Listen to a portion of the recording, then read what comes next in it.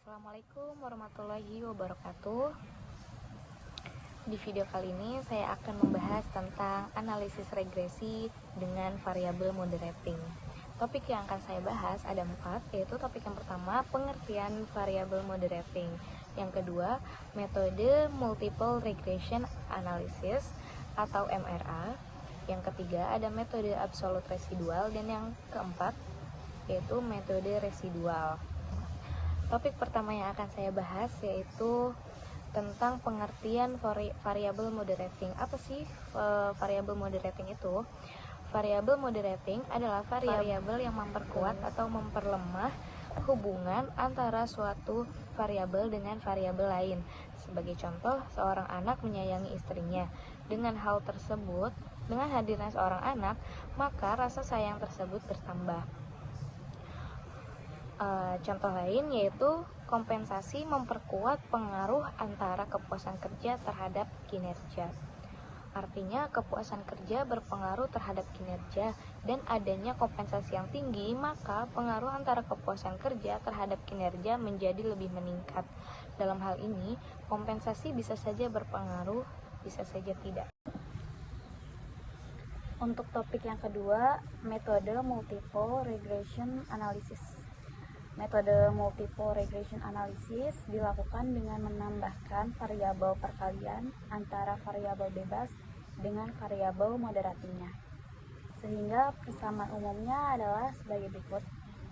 Y sama dengan A ditambah B1 X1 ditambah B2 X2 ditambah B3 X1 X2.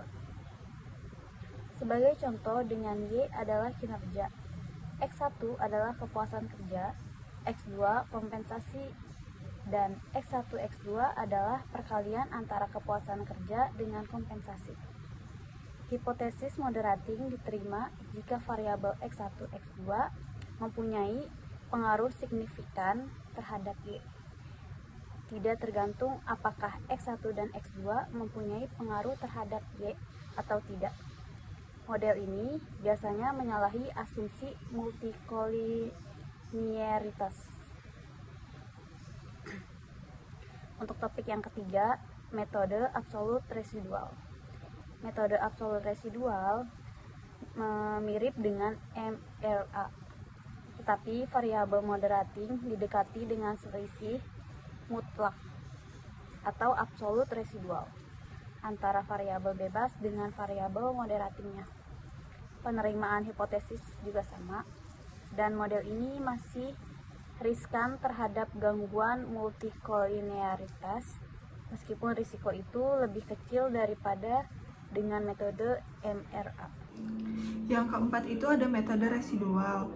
Model ini itu menggunakan konsep lack of fit, yaitu hipotesis moderating diterima terjadi jika terdapat ketidakcocokan dari deviasi hubungan linear antara variabel independen. Langkahnya adalah dengan cara meregresikan antara kepuasan kerja terhadap kompensasi dan dihitung mulai residualnya. Pada program SPSS, dengan klik Save pada regression, lalu klik pada Understand the Z residual, nilai residual kemudian diambil nilai absolutnya, lalu diregresikan antara kinerja terhadap absolut residual. Hasilnya, hipotesis moderating diterima jika nilai T hitung adalah negatif dan signifikan. Model ini terbebas dari gangguan multikolinearitas karena hanya menggunakan satu variabel bebas. Selanjutnya itu ada model moderating itu ditentukan dengan tinjauan teoritis, sehingga analisis moderating hanya mengkonfirmasi saja teori tersebut apakah cocok dengan model empiris. Terus tidak boleh menggunakan alat statistik moderating untuk mengidentifikasikan bahwa variabel itu merupakan variabel moderating. Untuk pengujiannya, kalau uji asumsi klasik yang lain tetap harus dilakukan pada setiap metode yang akan digunakan. Meskipun demikian, untuk metode absolut residual tidak dapat dilakukan uji multikoniaritas karena modelnya hanya menjadi regresi linear sederhana. Audio Jungle.